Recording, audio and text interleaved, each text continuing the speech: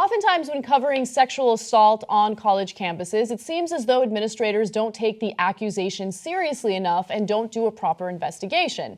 And the female victim is brushed under the rug and isn't treated appropriately.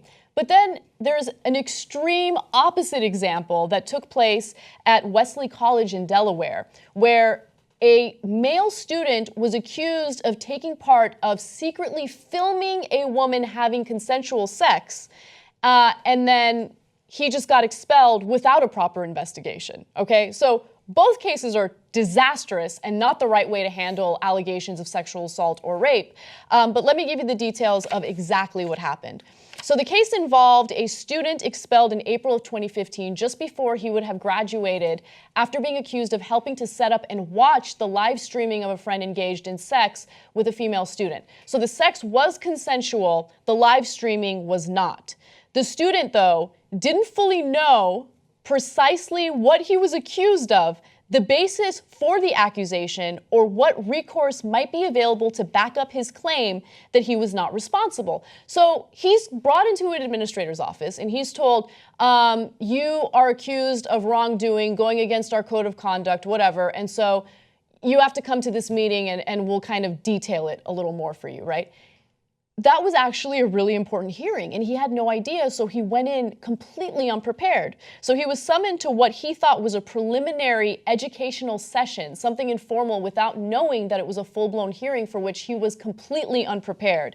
The school proceeded against the student, who is unnamed in the report, despite the fact that the woman involved said she thought he was not involved in the incident, which produced the charges against him. So she comes forward and she's like, because there were other guys involved, right? She comes forward and says, no, I don't think that guy was involved.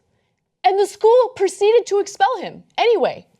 What is wrong with these administrators? Are you guys nuts? Like, why does it have to be one extreme or another? Either you brush the sexual assault allegations under the rug, or you just immediately expel someone without doing a proper investigation. That's why we have to be careful. The pendulum swings. So we go from one extreme immediately to the other extreme. No, people are owed due process. You know why we want due process? Because sometimes you got the wrong guy. Yes. And so in this case, you'd have to have a lot more process before we knew it was the right guy, the wrong guy, what he did, and allow him to defend himself, etc. And it might turn out that him and a couple other guys did, stream it without their consent, which is terrible. You can't do that. You can't be like, it's not cute, it's not funny. You remember the case in Rutgers where a guy committed suicide because they had done that to him.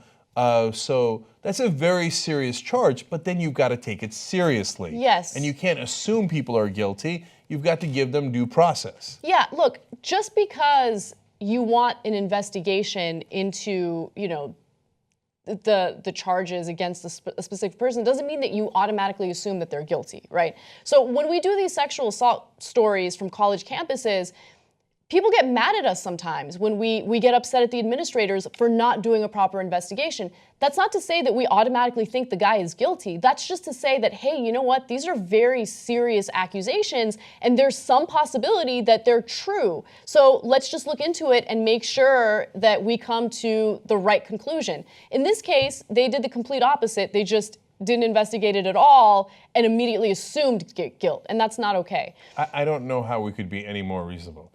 We want you to investigate to find out what's true or false. It's crazy. It's not too much to ask for.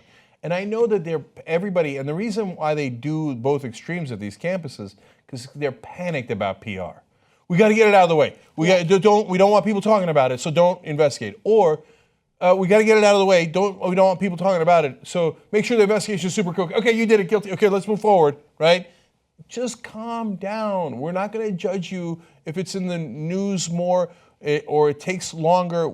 The only situation where you can screw it up is if you don't take it seriously and you're so obsessed with your own PR that you don't find out what actually happened. Exactly. And by the way, the U.S. Department of Education's Office of Civil Rights looked into this case because the student that was accused and then later expelled came forward and started fighting back against the school. And look, the reason why I mentioned the U.S. Department of Education is because oftentimes when Republicans talk about government waste or taxpayer money going to wasteful things, they talk about, parts of the government like the U.S. Department of Education. No. These are important governmental organizations that are there to protect us. And in this case, they protected the student and they came to the appropriate conclusion of, hey, the school is wrong, they shouldn't have expelled him.